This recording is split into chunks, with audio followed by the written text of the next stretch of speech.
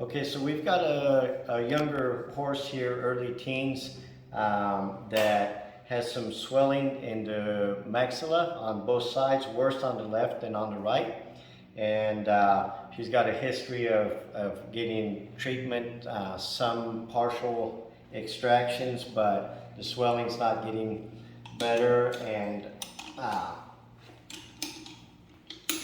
we are going to take a look at her today and see what we can find. So first thing we're going to do is an oral exam. So we'll show you guys, this is the number 2 quadrant. So we have a number 6 here that looks healthy and normal. We have 7. We can see that there's some pus right here, this white spot. That's actually pus at about 12 o'clock. If we come back, we can see some more pus right here and bubbles. This is the number 8 tooth that has a severe infundibular carie and complicated crown fracture. And we come back, the 9 appears to be partially missing. This is what we can see of the 9. The 210, 211 look healthy. Now we're going to switch sides. We're going to come over on the 1 quadrant. 106 looks good, 107 looks good. 108 is partially rotated, and we can see grade 3 infundibular caries. Part of the tooth is worn away here, so this is a little suspicious. The 9, 10, and 11 look okay. So one of the things that's really important with equine dentistry is to look at the whole picture. Sometimes we focus on only one thing, but it's really important to look at all the teeth and take everything into account, the horse's age, what the clinical signs are, what the oral exam findings are, and then we match that with our imaging.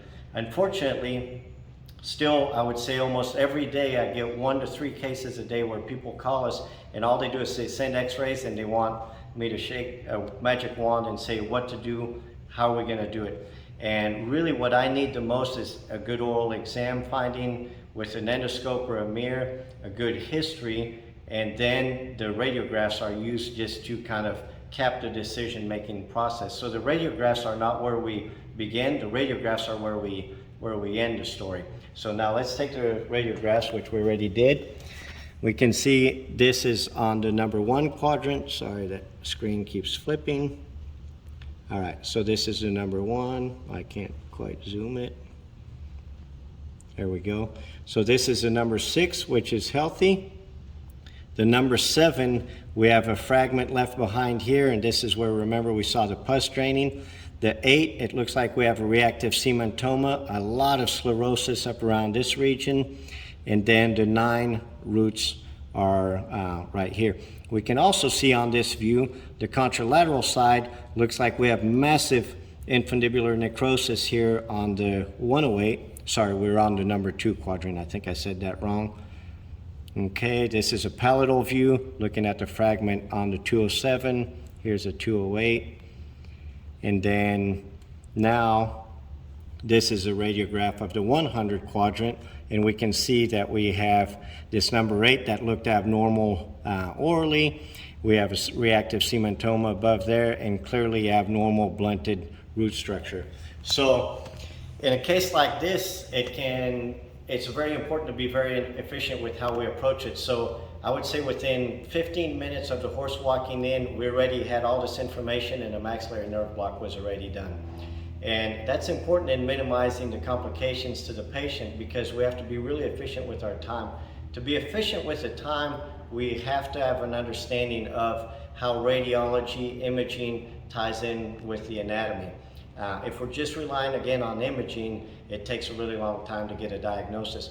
A CT scan is helpful in a lot of cases, but it can almost be, while it's an amazing diagnostic tool, it's no substitute for just some simple reasoning based on what we know clinically. So now that we have this, we have a plan of attack where we can go in and remove all the issues on the number 2 quadrant today, and then tomorrow we'll go ahead and remove the 108.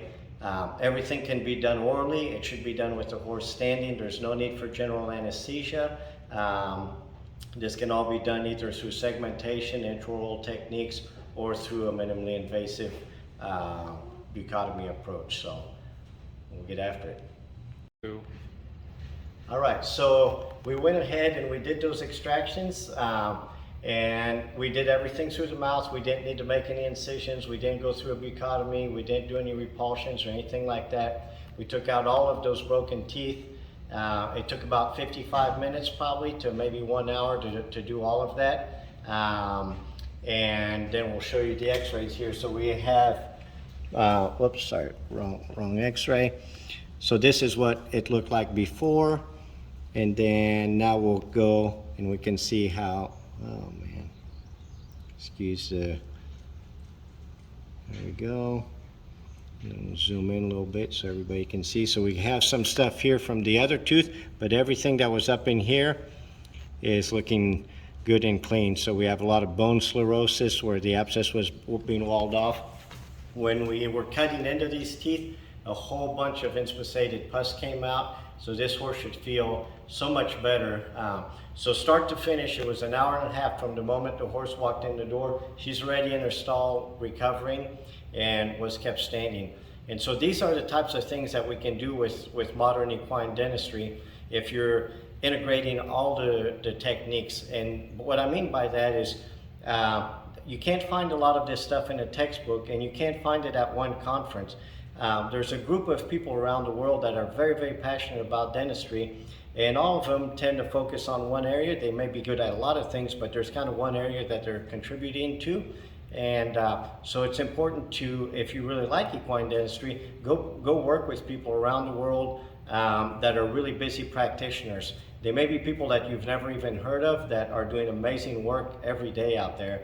And so really, I encourage everybody to go learn these techniques because they're out there, and I think it's very rewarding when you're helping horses like this on a daily basis. So keep up the good work.